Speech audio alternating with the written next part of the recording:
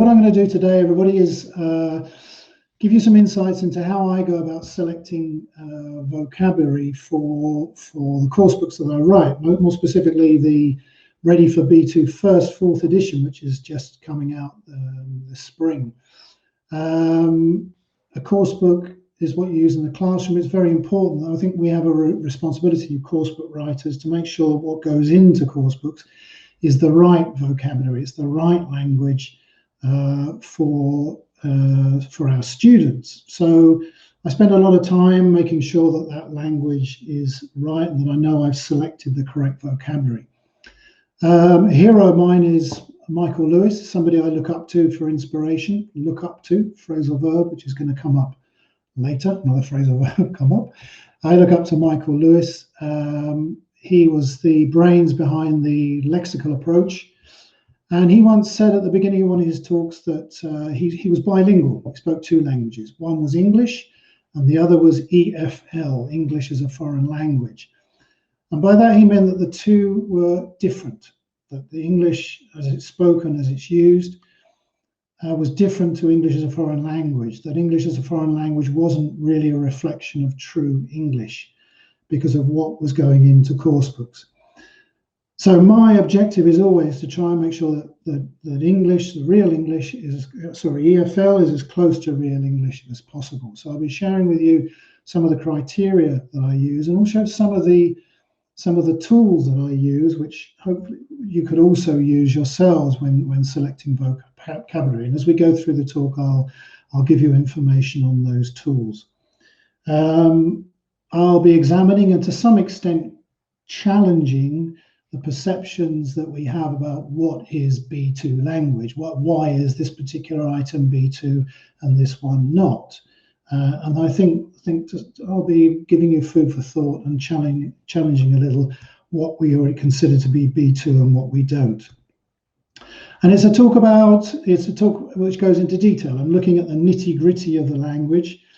If you're like me, are passionate and enthusiastic about language, then this is a talk for you. And there's another expression I'm going to come back to later, passionate and enthusiastic, that combination of adjectives there.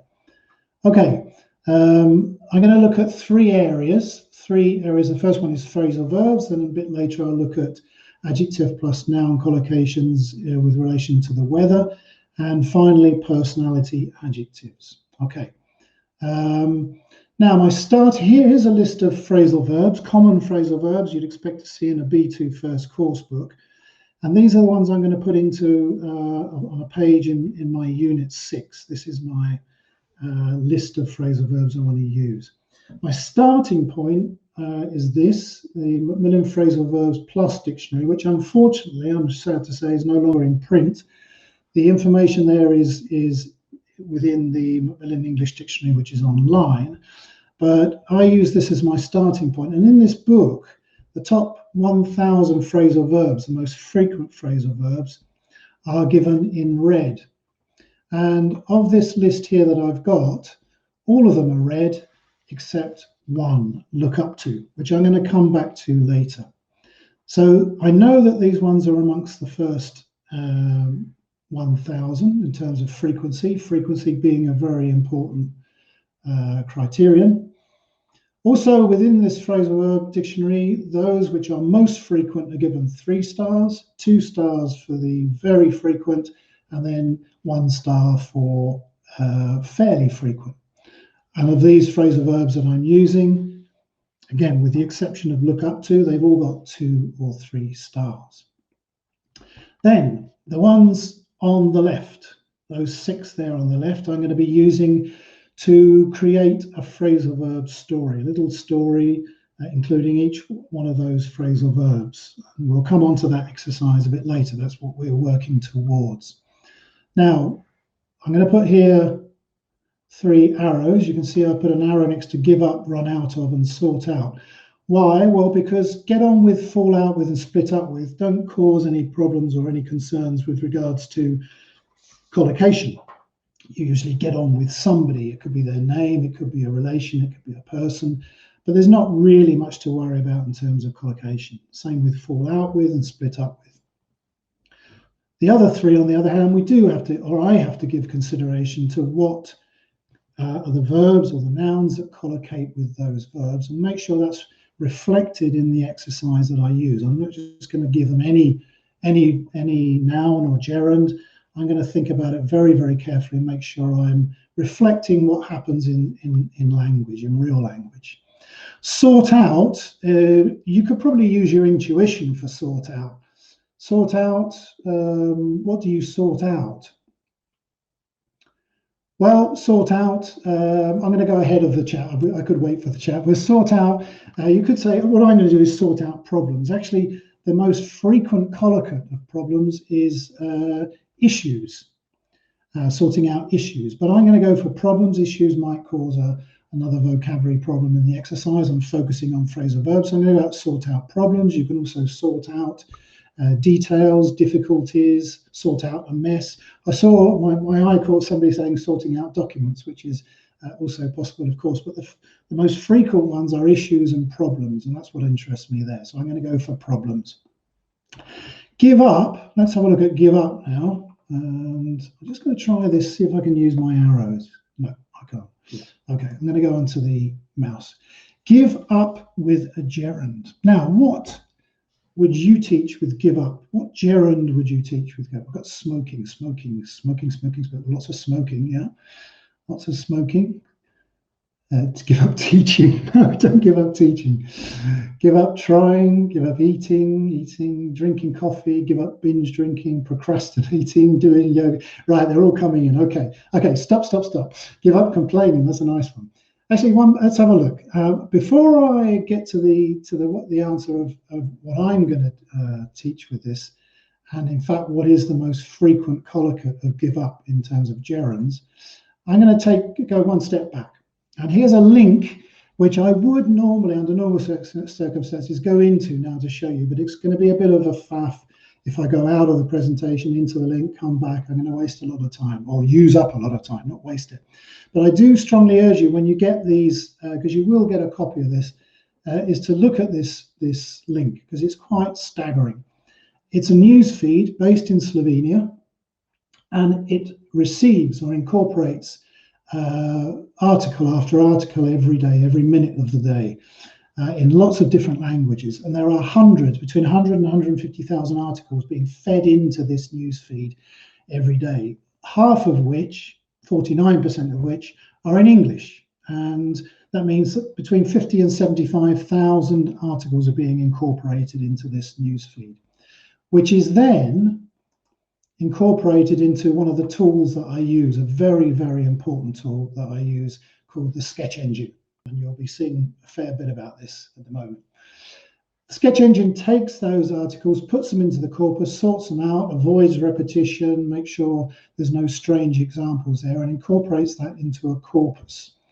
And that corpus that I use is at the top there, called the time-stamped 2014 to 2020 English corpus, which contains these articles. It contains 60 billion words. So it's a word resource of 60 billion words from which we can pull out language and see and make all sorts of draw conclusions about frequency and about how words are used and collocation and so on. Sketch Engine has other corpora that you can look at. It might, for example, if you're interested in 2015, you can go specifically to 2015. If you're interested in COVID, you can go to a COVID corpus, and other languages as well. But I use this one. It's a big one. It has these 60 billion words for making assumptions and conclusions about language. And I'm going to look at concordance.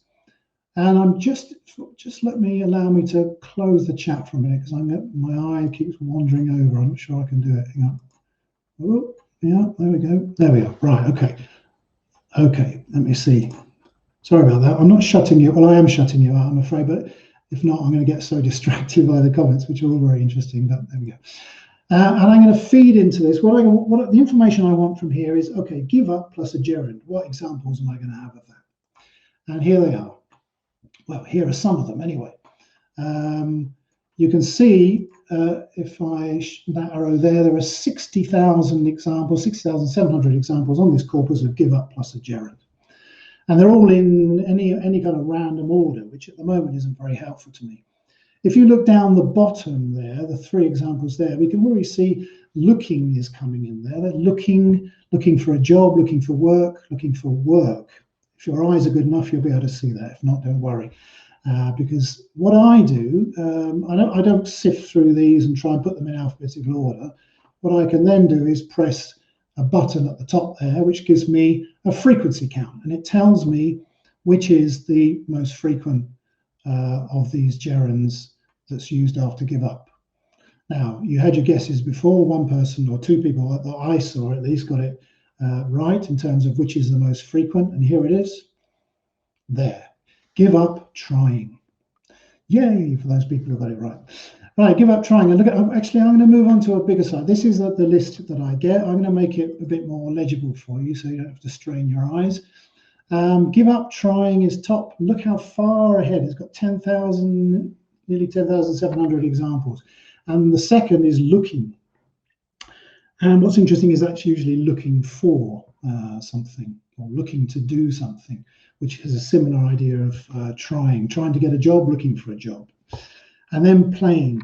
And what's interesting here is it's not giving up something that you do already, like smoking that many people said, but it's giving up trying to do something that you want to do. Now, I think that's interesting. Let's just have a look at the other examples in their order of frequency that come out from this corpus. The green ones are this kind of trying to do something. I said trying to do, looking for, fighting. It doesn't mean giving up fighting. It means giving up fighting to do something or fighting for something, trying to achieve something. And another one there on the right is searching. Then I've got two in blue there, playing and running, which are sports. And in fact, in the rest of the book, this is Unit 6 that I'm working on at the moment.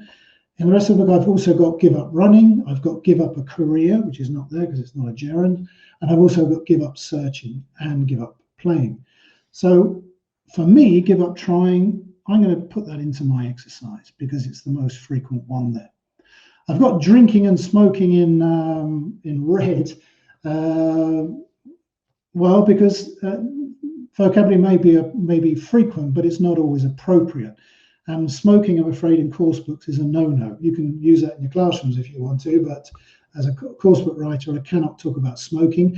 I can talk about giving up drinking coffee, which I think one person mentioned, but I can't give up talking, I can't mention talking about giving up drinking or binge drinking, as somebody mentioned, or drinking full stop, as is a reference to alcohol.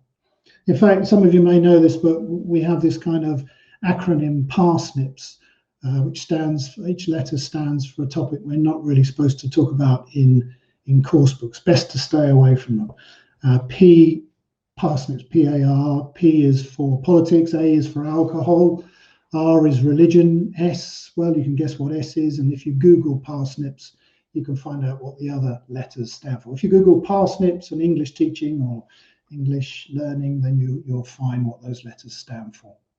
So frequency, very important. Collocation and frequency of collocation, very important.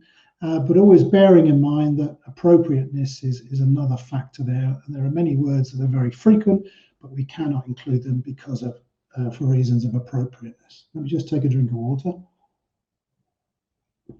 Now I'm going to take it further. I told you this was about detail. Once you've give up trying to what? That's the next thing. So we do another frequency count there.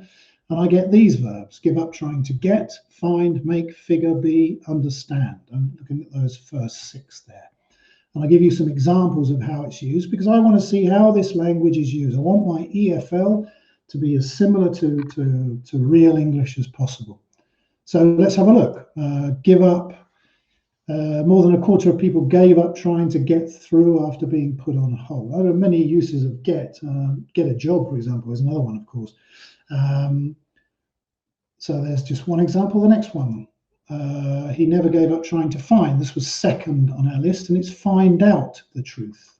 That's one example. There are hundreds, thousands. I long ago gave up trying to make sense of the president and the decisions he makes. Not sure who was being spoken about there, but it was from last year. he says with a wry grin. Moving on. I'm really given up trying to figure out how he keeps his job. Is that the same person? I'm not sure. Anyway, that's interesting as well, because we've got figure out and make sense, and to some extent find out, which have this meaning of understand. I've given up trying to understand, and understand was 6 on the list. So there is a pattern emerging there of giving up trying to understand as how it's used. There's this last one here, giving up trying to be. Last, well, 5th. It's not last by any means, it's 5th. Still very frequent. And this is actually the one I'm going to use, because I've got this phrasal verb story. It's got to be a story with coherence. And what I'm going to be doing is using that giving up trying to be something. And we'll see that in a minute. And there's my story. In fact, we'll see it now. Students, I've got 6 sentences there. You've got to match up the bit on the left with the bit on the right. I'll just talk you through it, because it's about a woman called Amy. Nobody in the office gets on with Amy. Even Joe the cleaner fell out with her. Her flatmate Mia has run out of patience with her too. I'll come back to run out in a minute.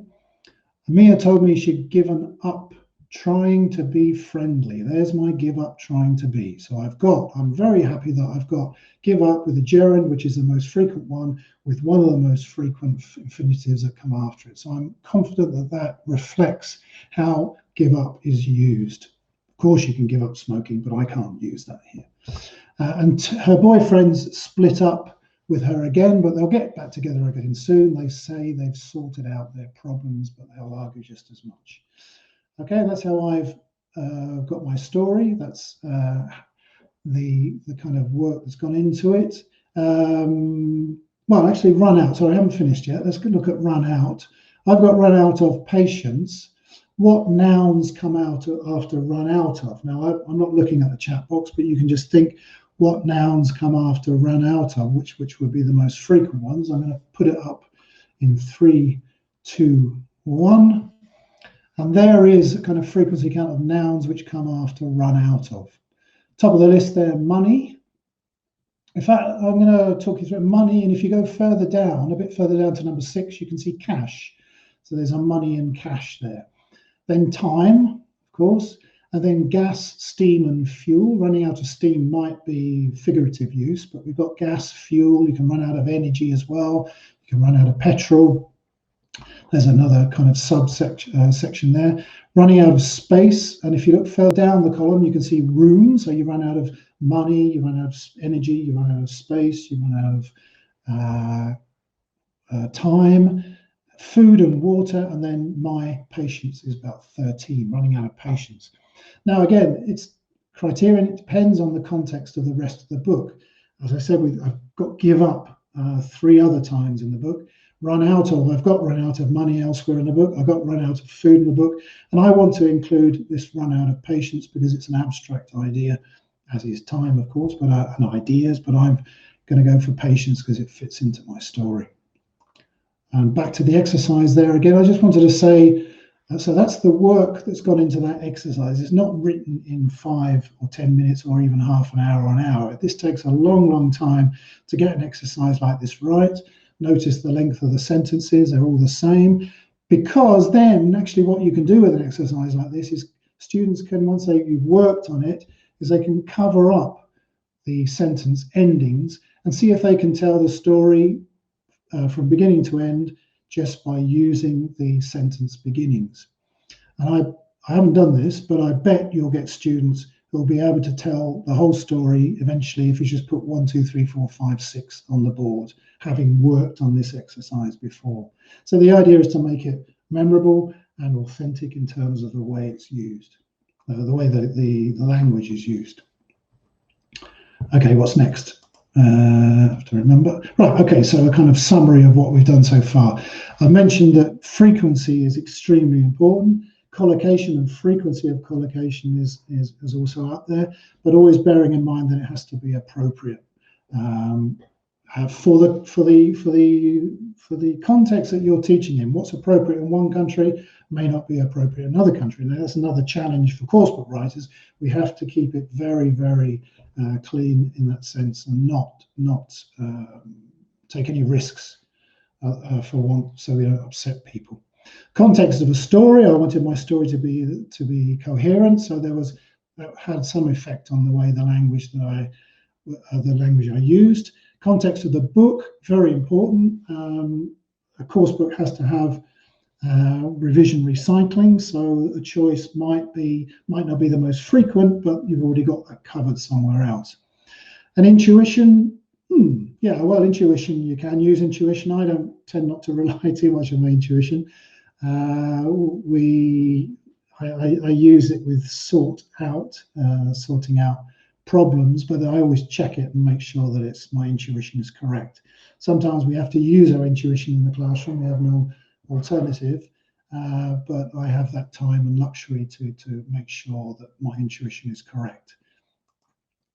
Okay, back to the phrasal verbs. Let's look at look up to, because I kind of left that one. It wasn't very frequent according to the phrasal verb dictionary. And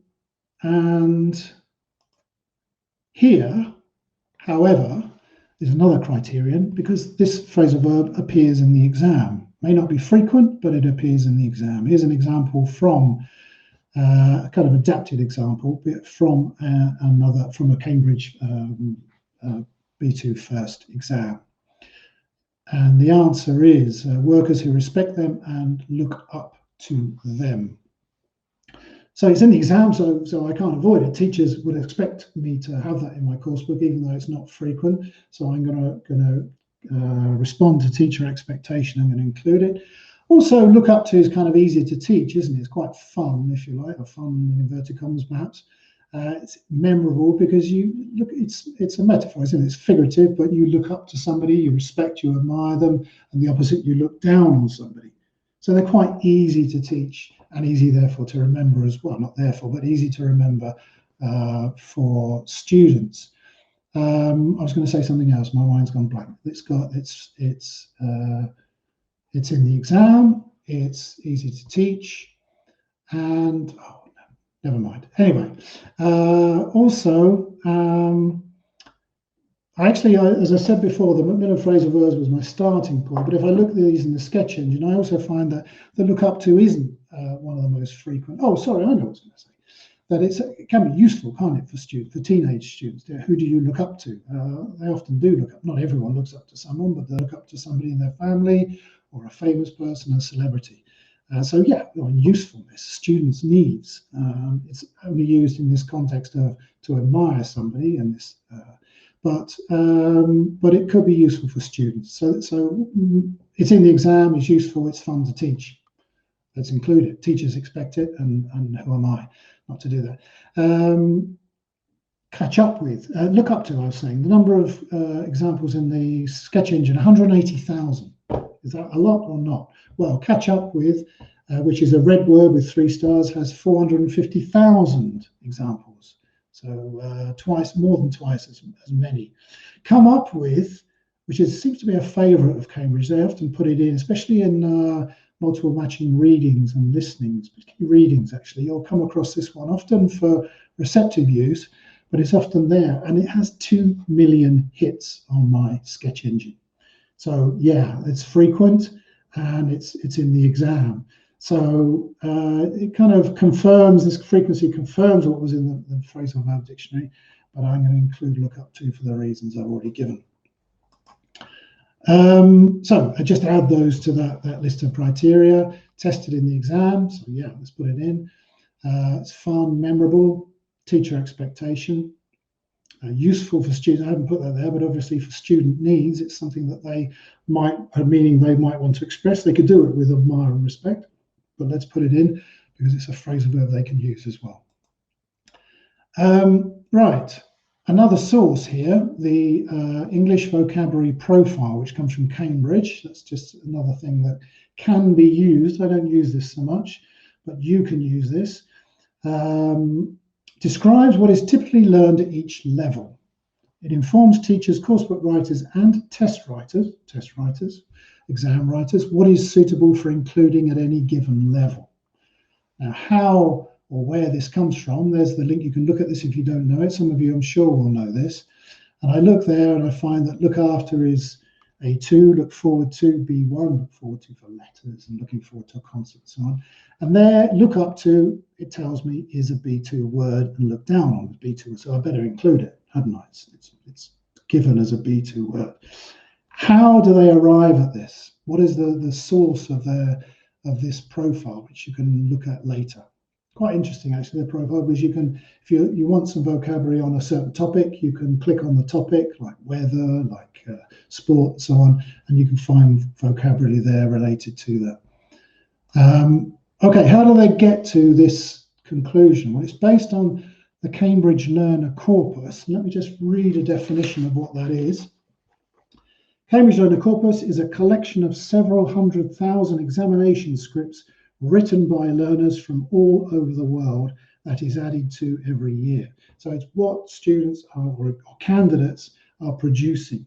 It's the language they produce. So the Cambridge Learner Corpus confirms what learners can and cannot do at each level.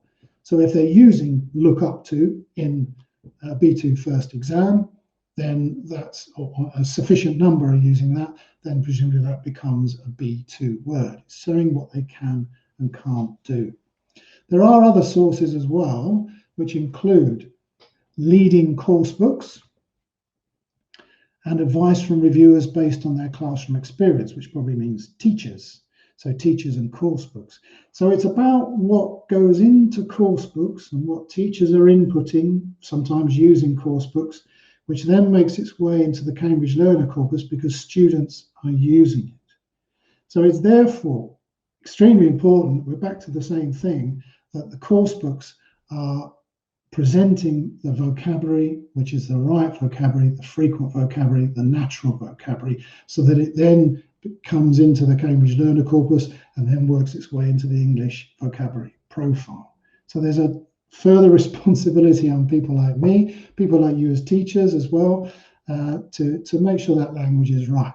And here's a word of warning about the English vocabulary profile. And they say this is what the Cambridge say about it. The English vocabulary profile is descriptive, not prescriptive. It describes what happens. It doesn't say this has got to happen. It's not saying look up to is B2, so you better include it in your course book. It's descriptive. And something here I want to read you from about the English vocabulary profile related to this. It isn't meant to restrict teachers, but to help them by giving an indication of teaching and learning priorities. Okay, so that means that, yeah, okay, it's to help, but it's not restricting. We can go further than these words. If a word is a C1 word, according to the English vocabulary profile, doesn't mean to say you can't put it in a B2 first course book, because it's descriptive. It's just describing what happens. And if I, as a writer, am confident that the language I've got is frequent and worth putting in a B2 first book, then I'm going to do it, and I'm going to challenge that concept of what is a B2 word. But this is all what Cambridge say about they're very clear about the message of the purpose of the English vocabulary profile. It's to help. It's not to restrict. It's descriptive. It's not prescriptive. Okay. Okay. And just because a piece of vocabulary appears in just because it appears in the exam, this is the point I want to make now, doesn't mean to say that we need to implicitly teach it, because it could be receptive vocabulary. There's a difference between productive and receptive vocabulary. Let's have a look at this little subsection. Here are some words which appeared all in the same text, part 5, reading text. They're all very literary words: crouches, creeps, hop off, stride, verbs of movement. And then gale, howling wind, dump rain, the rain drifts.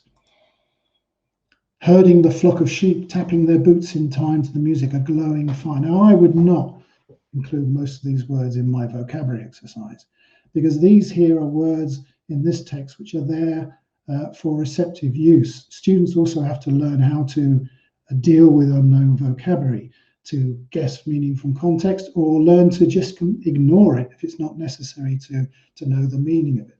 So that's a sub-skill that's very important. I don't need to teach it I don't need to teach crouch and creep just because it's an exam. It's there for receptive use. Here's another example of a part 5 a clip from a Part 5 reading, which is in the handbook, to make this point further. Let's just read it. As we drew closer, he became clearer. He was actually a young man rather than a boy. Although he was on the small side, he wasn't as I'd first thought. Now, I've left the word out because the word, I think, is perhaps above level, but it doesn't really matter what the word is. From context, we know, although he was on the small side, he wasn't as something as I'd first thought. Something similar related to in meaning to small. Maybe you can think what that word might be. He wasn't exactly muscular, but he wasn't either. Well, we know from that sentence there, it's the opposite, or probably something which is the opposite of muscular. What's the opposite of muscular? Think about that. And then, if we go further, we can look at the actual question that relates. Oh, sorry, they're the words. I haven't got that yet. Sorry. Slight. Did you guess slight? And this next one, weedy looking. Oh, a lovely word, weedy looking. Now, students are not going to go, probably not going to know weedy looking, but they don't need to, because from context it's clear what's meant. And if we look at the question that relates to this section of text, what do we learn about Kathleen's reaction to the boy? She realized her first impression of him was inaccurate. I don't need to know either of those words, because the answer is contained in the blue in the text. He wasn't as I first thought. It could be anything, but I'm still getting the answer to that question. So Cambridge there, in this actual example from the handbook, don't focus on the unknown vocabulary. The students have to know how to deal with that unknown vocabulary. Either ignore it, guessing from context, and focus on answering the question. Okay. Right, time for a little glass of water, a bit of water. Topic areas. I'm going to look at some adjective plus noun. Oh, the topic area of weather. And if you look in a collocation dictionary, you try and look for words like stormy or rainy or adjectives like that, you might not find them. What you will find are lots of nouns. And my approach to weather here is to take these 8 nouns, actually plus 1. There's another one to add to that, which is breeze. And what I want to do, my aim here, is to teach 3 collocates with each of those nouns. Now, there's 8 there, plus breeze, that's 9. 9 times 3 is 27. No fewer than 27 adjective plus noun collocations. Is that overloading, students? No, it's not, because, and I can say that from experience with this exercise, that it makes it very, very easy to learn them if you split them down for 3 to each one. So I'm going to take an example here, cloud. That's the one I'm going to focus on here. And here in a collocation dictionary, which shall not be named, it's a good one. It's a good one, but I can't name it. Adjective plus cloud. Here are the adjectives that are given in this collocation dictionary. Dense, heavy, thick, light, fluffy, the kind of quality of the cloud. I'll come back to these later. Then we've got cirrus and cumulus. Probably not going to go for those. More scientific words. Fairly common, but maybe not for a B2 first book. High and low. Fast-moving, scudding. Scudding's a nice word, isn't it? Usually only related to clouds. You'll always find other examples used in a figurative sense, but it goes with clouds, scudding clouds, fast-moving clouds. So this word, probably not very frequent. Intuition tells me, and actually checking it tells me it's not that frequent, and it doesn't have much transferability, much currency. I can't use it in many other contexts. So I'm probably going to ignore that one. Then we got colours, and then rain, storm, threatening, thunder. So I have to choose which ones I'm going to teach of these or include in my exercise. And once again, as well as the collocation dictionary, I'm going to go to the sketch engine. This time I'm going to use a different function called the word sketch. And I'm going to put into the word sketch the word cloud and see what information I can get about cloud. And this is it. And it's, wow, yeah, a lot of information there. And in fact, much more than that. It goes on and on. These are words which are used with cloud, how it's used. Now that's quite overwhelming, but my job is to kind of sort through this. And let's just focus in on a couple there. There's a couple of the categories. modifiers of cloud and verbs with cloud as an object. Firstly, at the top there, 4 million hits for cloud. I'm looking at modifiers of cloud, which is the words which go before it to modify it. You already see the first one there is hybrid. So I'm going to have to sort through this list of cloud because some of them relate to technology. So I've got my work cut out there. And by the way, in case you're already thinking, well, it's just too much for me, there is a different version of the word of the sketch engine called Skell, which I'll come on to in a minute, which is very, very accessible if you don't want so much detail. And then we have here what's called the frequency of the typicality score. So if we just take hybrid there, we've got 25,000 hits, and we've got a typicality score of 9.07. Now, to tell you what that means, I'm going to refer to my notes again and read out to you. The typicality score indicates how strong the collocation is. The higher the score, the stronger the collocation is. A low score means that the words in the collocation also frequently combine with other words. So 9.07, is that a high typicality score? Yes, it is. You can take it from me that it is. And just to give you kind of another example of a very high typicality score, which is rare in language, if I was to give you the surname Markle, the maiden name of the wife of Prince Harry of the United Kingdom, or Duke of Sussex, as he's called, I hope maybe you don't know him. He's chosen to not be known so much now anyway, but his wife's maiden name was Markle. And if you know anything about Markle, you know that her first name is Meghan. So we'd expect probably, if we're looking in newspaper articles, that one of the highest typicality scores will be Meghan. And there it is at the top.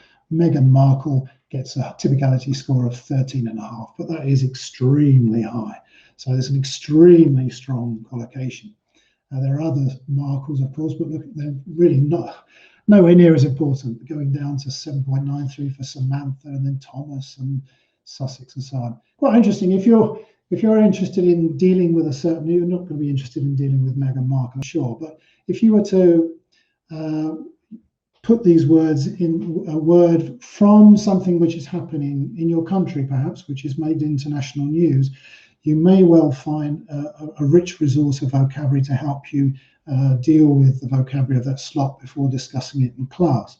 If you look over to the right there, you've got verbs with Markle as the object. So verbs like wed, marry, estrange, baptize, upstage, and so on. Can be a good source for preparing class discussions.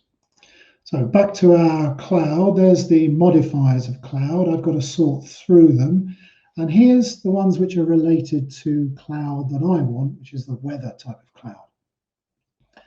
There they are. They've got the frequency, and on the right, the typicality score. Dark is the most, or the strongest collocation in terms of weather there.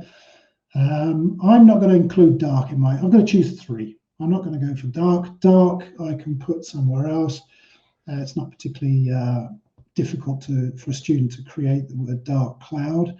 So no surprises there. I'll include it somehow in the exercise, but not as one of the 3 collocates. Storm, yes, there's a good one. Storm cloud. And then I've got thick, and a bit below that, dense. So I've got 2 words which say more or less the same thing. So I'm going to choose one of those because I want a range of adjectives. I'm not just going to have 2 with the same meaning, although I'll come back to that in a minute. So I'm going to go for storm. I'm going to go for thick. Rain. No, I've got storm already, and rain comes up elsewhere in the other words. And then I've got fluffy, and fluffy I am going to use. I didn't use scudding. I rejected scudding because it was very specific and didn't have any transferability or currency. But fluffy is one of those lovely little words. It's a fun word. I call it a fun word anyway. It sounds nice. And it also has currency. You can use it in other contexts. Maybe you can think how to use fluffy. I'll tell you. You can use it with fabrics like pillows, fluffy towels, fluffy jumpers.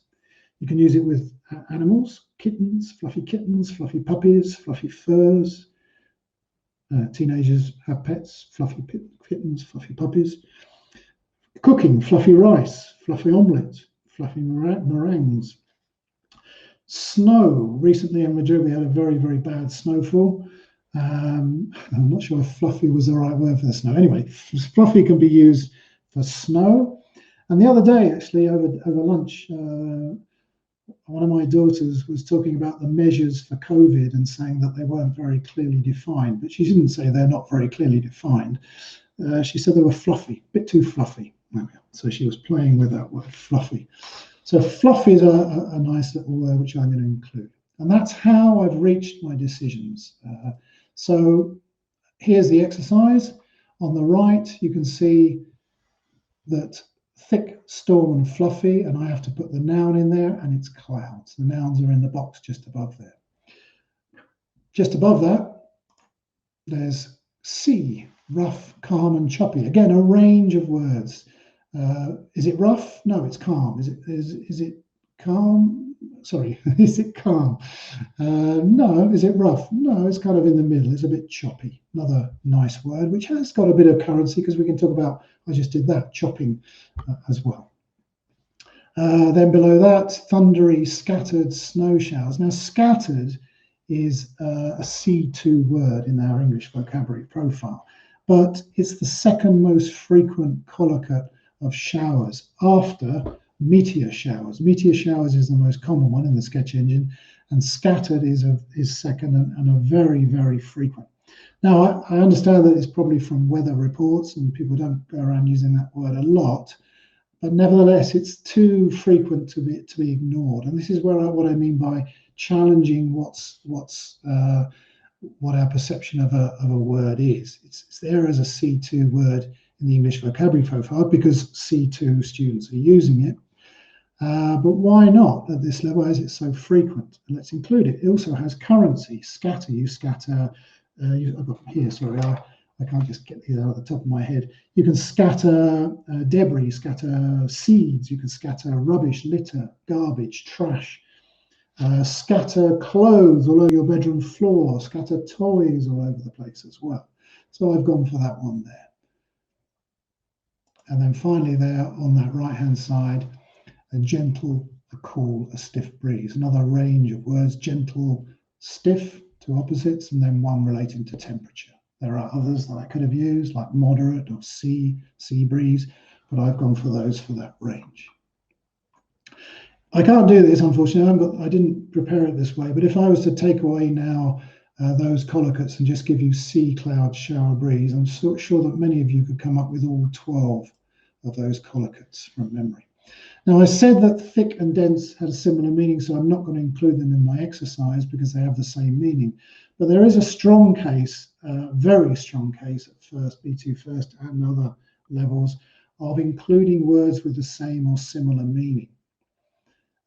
Because we want our students to have a rich resource and different ways of saying things. Now, I could spend a long time here showing to you just how important paraphrasing is in the B2 first exam in all papers, every single paper without exception. Paraphrasing is an important skill. So this exercise here, just as a kind of a little aside, is from the previous unit. No, it's from unit 5, doesn't really matter. But in this exercise, students are looking at collocates of career, the verb collocates of career, and they're given 2 words instead of 1, and often the other one word will help them understand the meaning of the other one. So I've got change and switch careers. The next one, you can look ahead and see if you can get them. Intends to her career to is dedicate and devote. Louise was forced to abandon or give up. There's give up again. Yeah. Once is not enough. It has to be there more times. And that they abandon, for some people at least, will help them understand the meaning of give up if they don't know it already. And then after university, I hope to follow or pursue a career. Now, pursue is another one of those words where I'm challenging students, and I'm challenging the idea of what a B2 word is. Pursue is the most frequent word used with career, has a lot of currency. Yes, students probably aren't expected to use it. They might very well come across it in the B2 first exam for receptive use, but as it's so frequent, and also useful in other contexts, then it's a word I felt should be there. Okay. I put this slide in here. This is going up. This is really to make that point again about if you wanted to choose any topic. I prepared this particular slide before Christmas, and actually now it's a bit, no one's interested. I'm sure you're not if you're on the other side of the world, Brexit. But it was to make the point that by putting in any topic that's relevant to my students or interesting to my students, which Brexit probably certainly won't be, well, not probably certainly won't be, then you can do that with the sketch engine. Okay. Now, Skell. If you're kind of the sketch engine is a bit too much for you, it is intended for writers, but also for teachers. But if you're not, don't want to go into that depth, then try Skell, which means Sketch Engine for Language Learning. And this is very mobile friendly. You get some of the same kind of information. If you want to know how the word cloud behaves, you get example sentences like this, many examples. You get a little bit of a word sketch. You don't get any idea of frequency, but it does help students see and help you see how certain words are used. If you wanted to put in run out of, for example, put in run out of and see what the collocates have run out of. If you can get a lot more information here than you might do in most dictionaries. And then here, if you want to look at how thick plus cloud works, get some examples of that to see the word. It's free, it's mobile friendly, and it gives a lot of information. And it's a very useful tool both for teachers and for students. So if you're thinking the sketch engine is not for you, then this hopefully will be. Sketch engine, by the way, is if you sign up for your institution, it's free for the next couple of years. Because of some grant money, I think, until 2022. Or if you have to pay for it, it's just below €5 a month, which is cheaper than Amazon Prime or HBO or Netflix or whatever else you're using. And loads and loads of words. Hours of fun. I pay more because I'm a coursebook writer, and so I have to pay a bit more. But you as teachers, if you're a teacher, you would pay not too much. This is free. Skell is free, worth looking at. Skell, it says, finds good examples of the word or phrase useful for language learners. Google, which we all use from time to time to check phrases and words, finds web pages with information about the topic specified by the word or phrase. Well, that's not quite true. It does also find articles with the words in the keywords. It doesn't have to be necessarily the topic specified by the word or phrase. But the point is, Skell has good examples. Google has a lot of weird ones sometimes, especially if the words you're looking for are the title of a song. You might get 1 million hits because it's the title of a song, for example, and many weird ones as well, and incorrect spellings and so on.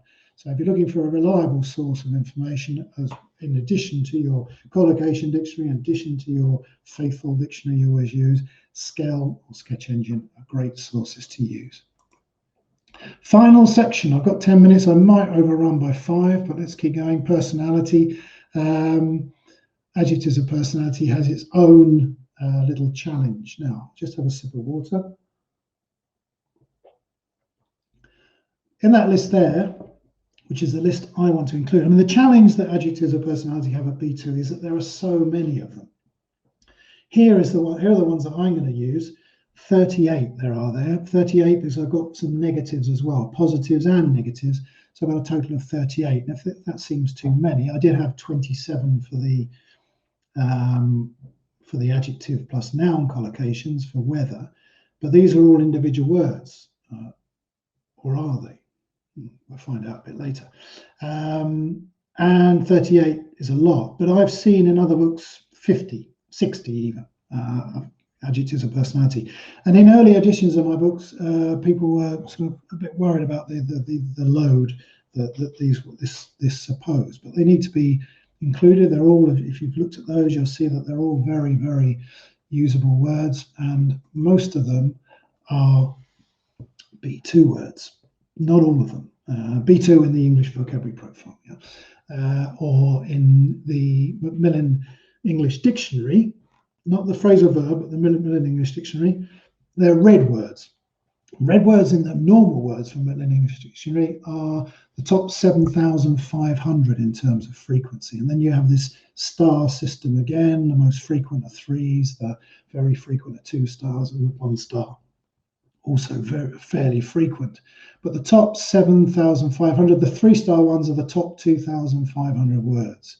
So most of those words I'm going to include are frequent words, and they are in the English vocabulary profile as B2, which is a guide. It's not intended to restrict. And these are the words that are, in inverted commas, above B2 for the EVP. But if you look at them, they're not really why would they be above a B2 level? I think they're very, very words which could and should be included. I've underlined 3 of them: imaginative, respectful, and tolerant. If you look at these examples of from listening questions from the Cambridge first exam, in the part 1 listening, they agree that museums attract tourists in imaginative ways. They need to know what imaginative means. So it's a word that's there in the exam. And tolerant is there in another question. Encourages people to be tolerant. So those 2 words, at least those 2 words. I haven't found examples of the other one, but those I just needed to look for a couple there. And a word like, don't forget, cognates, that's also interesting. But I'm aware I'm talking here not to a Spanish audience, but to a global audience from a huge array of countries. And these are European languages. I apologize for that to all the people whose language is not everyone's language is going to be represented here anyway. But notice how respectful in many languages, and I can't rely on this. If my book is going into markets which have very different languages, then I can't use that. But you as a teacher can always bear in mind cognates when teaching vocabulary. Do you know what these languages are? Respetuoso, respeitoso, respetuoso, etc. Have a look down. Maybe your language is there. I'm sure it is for some people. I know it is. And there they are. Spanish, Portuguese, Italian, French, Romanian, and also I think Catalan there. I might be wrong, probably pronounced differently. Bulgarian, Slovak, people from Slovakia. Hi, everyone from Slovakia. German, Danish, Dutch, and many, many more, which are cognates as well. That's just a point of interest, really. Of course, it depends on your teaching situation.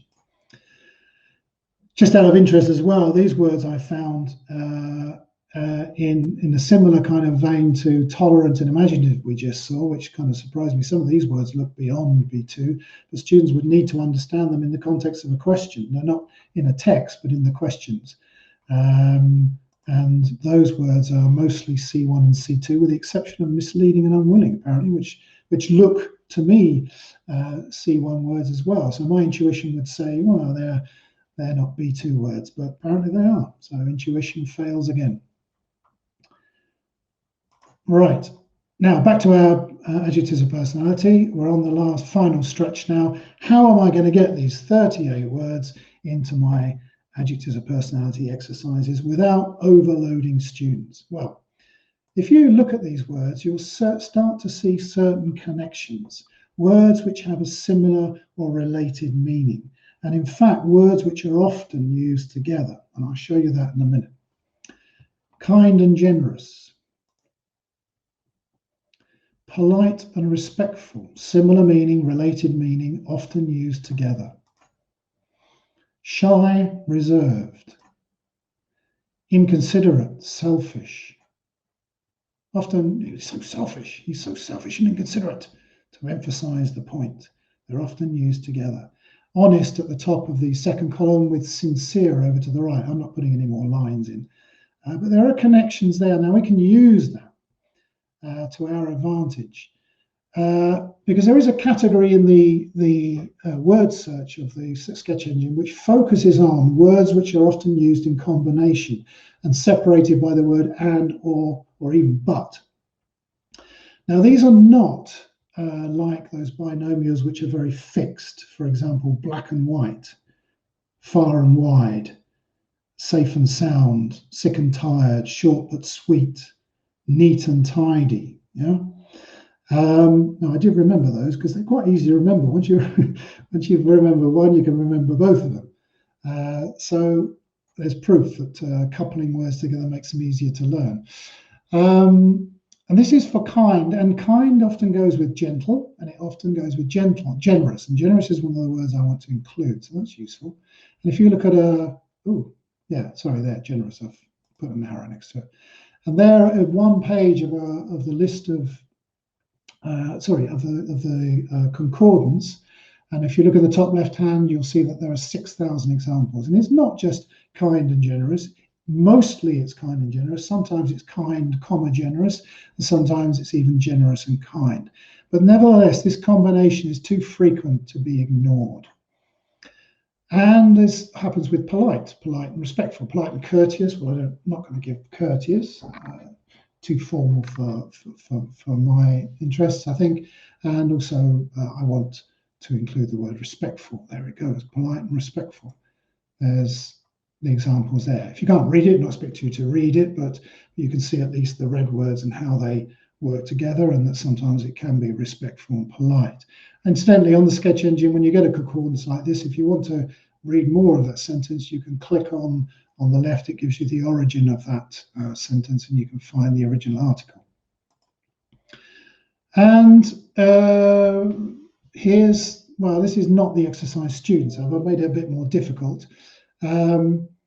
And sorry, I've just got a notification which is getting in the way there. They were such a kind and generous host family. We expect pupils to be polite and respectful. Lily is always so friendly, and now students actually get the words in the box at the top. What do you think it is? It's cheerful.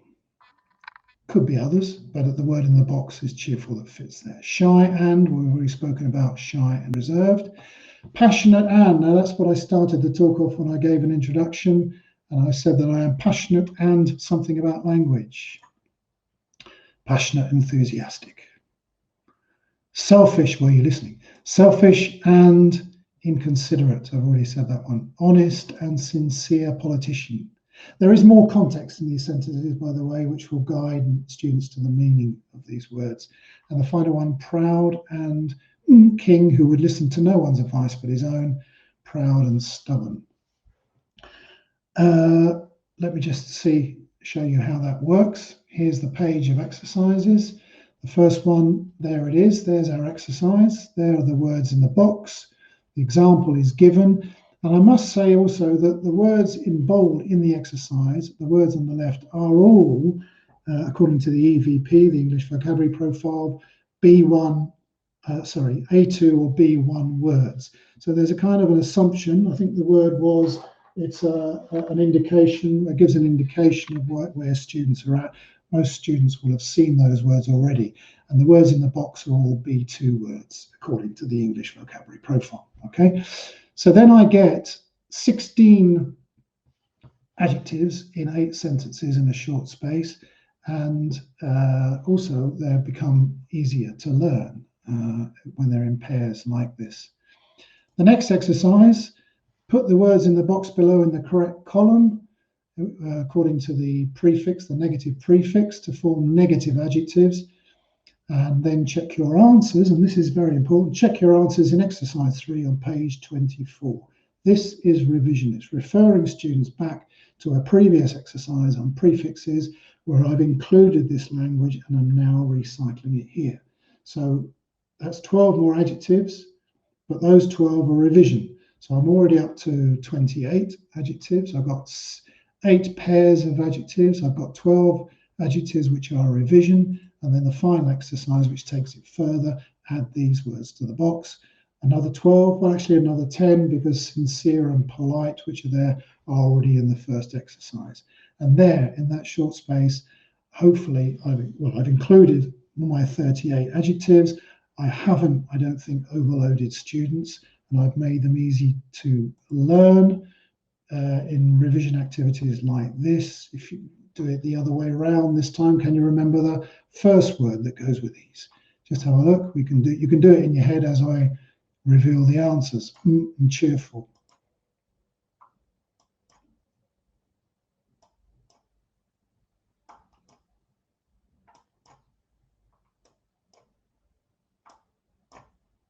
How did you do? Yeah, well, with more time, probably better, but maybe you got them all right. And that's it. Here are the summary of the criteria we've been looking at, just to revise over what we've been speaking about. Frequency, collocation, appropriateness, we talked about that. Appearance in the exam, is it in the exam? Is it productive or receptive? Because it's receptive doesn't mean to say I can't teach it, but if it's receptive in the exam doesn't mean to say it has to be in my exercises either. Fun or memorable, we talked about fluffy, or look up to in that context. Next column. Range within a teaching slot, so looking for cool, stiff, and gentle breeze, for example, a range, rough, calm, choppy. Transferability, scudding is not very transferable, but a word like fluffy is, so it's scattered. So that affects my choice there. Learning load. Well, hopefully I've shown that learning load can be improved. Oh, sorry, you can increase the learning load or have a high learning load if you organize the words correctly.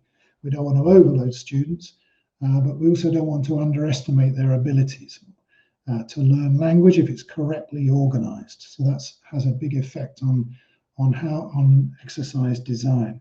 Cognates, but be careful with cognates because they could also be false friends. Is it new or is it revision? That's what I had at the beginning in the context of the book. So if it's revision, as we saw in our last exercise there, those 12 items were revision from a previous unit, so that reduces the learning load for students. And then students' needs. Well, given that we're all in different teaching situations, your students' needs might be very different to the students' needs in Spain, for example. But that also needs to be borne in mind when deciding on the vocabulary that you're teaching. And that is it. Thank you very much for listening.